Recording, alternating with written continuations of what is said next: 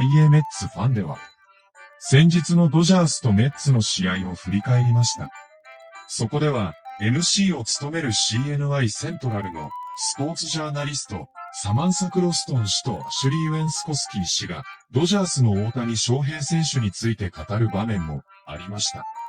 ここからは、その様子を字幕付きでご紹介します。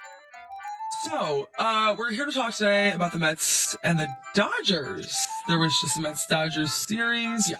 It went well if you were a Dodgers fan. Tends to happen. Yeah.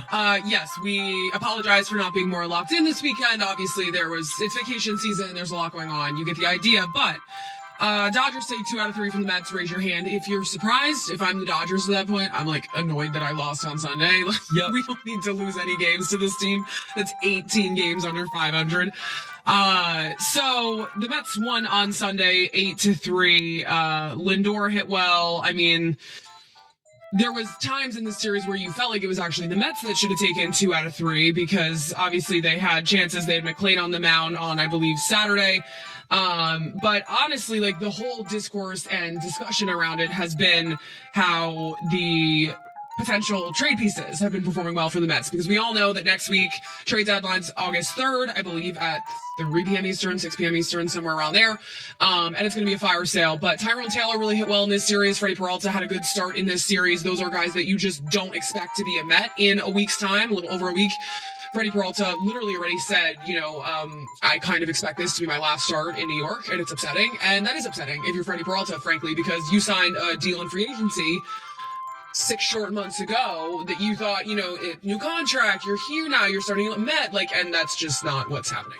No, not at all. The Dodgers won 4-2 on Friday, 4-3 on Saturday, and then the Mets won 8-3 yesterday.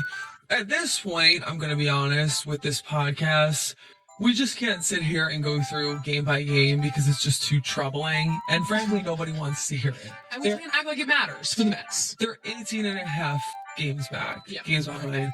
I mean, it's not looking good, and it's just easier, I feel, to talk about big picture things. Big picture of the Dodgers, things are going great.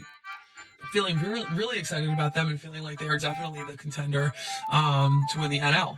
That being said, I also think, yes, as the trade deadline approaches, important conversations need to be had about what happens next.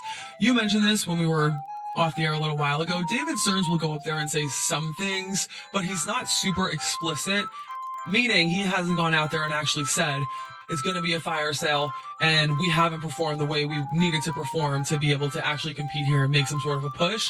But we can just all see with our own eyes that that's what's going to happen anyway. I mean, they've got Freddie Peralta 9 days before the deadline up there in his locker, saying goodbye. All right.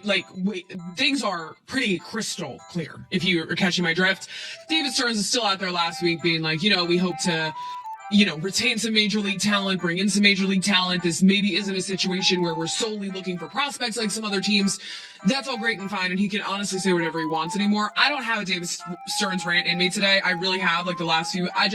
I have progressed to, as much as it appalls me to say it, somewhat of apathy with the whole situation because it's a train to nowhere this year. One thing before we get into the Mets and the trade deadline and all that, because it's still in a week, I do want to touch on Shohei Ohtani. If you're a Dodgers fan, shut down from pitching. How are we feeling about that if you're a Dodgers fan? Because we had touched on that 2 weeks ago before your vacation. And, it was kind of like, all right, we're just going to give him a little break before the All-Star break, see what happens. He has had some regression in that knee of his. Knee soreness, minor knee injury. He was scheduled to throw a bullpen on Saturday, but it was delayed. Dave Roberts said the delay was due to a regression in his knee after a bullpen earlier in the week. Roberts admitted that Ohtani taking a step back in his recovery was, quote, not ideal. He did say that he fully expects Ohtani to take the mound again at some point this season. And it's going to take some time. They're not considering it a day-to-day thing, and there's still no timetable for him to pitch again. The last time he pitched was on July 3rd. I mean, what do you think about this? If you're a Dodgers fan, obviously it's not, as Dave Roberts would say, it's not ideal.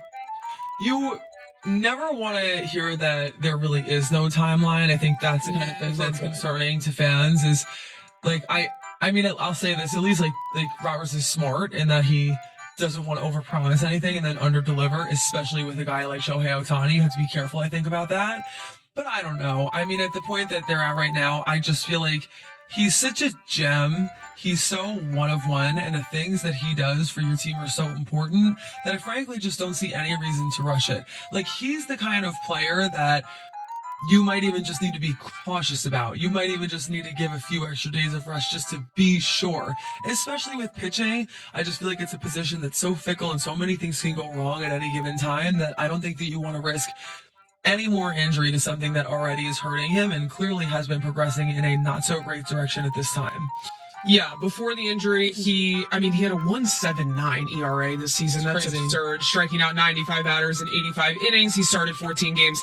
But even so, I mean, he's still their DH. He's still out there every day. Right now, he's 22 home runs, 62 RBIs, hitting 286. Like, he's still a prominent character in that lineup and on that team. I think if you're the Dodgers, I mean, if you need to at this point, shut him down till the playoffs. Like, I don't really see, maybe Dodgers fans would disagree with that. Maybe give him a start or two in like the last week of September to ramp things up, sure, right?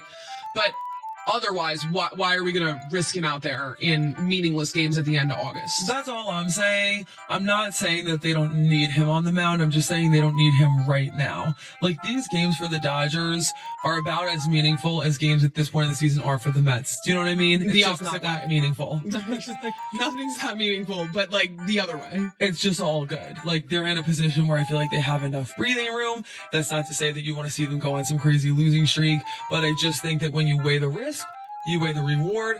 I don't see any reason to rush a guy like Shohei Ohtani in his recovery, but that's just me. The Dodgers are literally leading the division. If you haven't looked up these things in a while, the Dodgers are atop the NL West. They're 12 games ahead of the Diamondbacks. 12 games. And then, I mean, it falls off from there. I mean, that is stark. That 12. is stark. It is like, oh God. The NL West is not very good.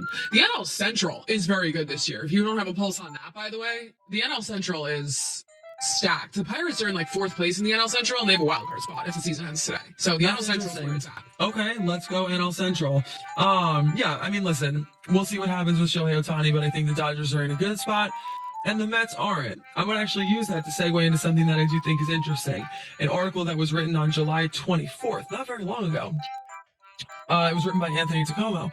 And it says, scuffling Mets not going to close any paths down as trade deadline approaches. This is the kind of thing that pisses me off. You know what I mean? Right. Beyond that, should also mention that Juan Soto is hurt. That's unfortunate news. It was a few weeks the last time that he was hurt. And according to reports, it's going to be at least that long, if not longer this time around. Yeah, he left the game against the Dodgers on Friday with calf soreness. The Mets have said he's been like battling it for a while here, I guess. Why is he out there if he's battling calf? Like, wow. Why are we letting a problem escalate? The Mets and the way they treat injuries and the trainers has always been really a curious situation. It is worth noting it's the other leg. So I might have this backward, but I believe it was his left leg the last time. It's his right leg now, I think. But it's calf strain. It's like grade A. He got an MRI. Like, they think it's worse than the last time. Last time he was out 3 weeks. So Andy Green basically was like, I can't give a timetable, but it'll be longer than the last time. That probably puts you in the 4 to 6 week range. I guess questions come up there. Why does this keep happening to Juan Soto? Is it something in the training? Is it something in the preparation that's gone wrong? I mean, Green was asked directly, do you expect to see Juan back out on the field this year? Because everybody knows that the season will be ending in 2 months over there in Queens. And he said yes. But again, that too is like, let's not rush him. If it's 8 weeks and he's out the rest of the year, oh well. Like, the Mets are just trying to put fans in the seats at this point because we're 18 games under 500. But like, Juan Soto was the lone bright spot on that team. Like, maybe the only reason to watch other than the young kids and Nolan McLean. Don't hurt him worse. Like, I don't know. Coming back on September 20th, what does that do for anybody? Yeah, that's a great point. I just think about the fact that we sat here. Just think about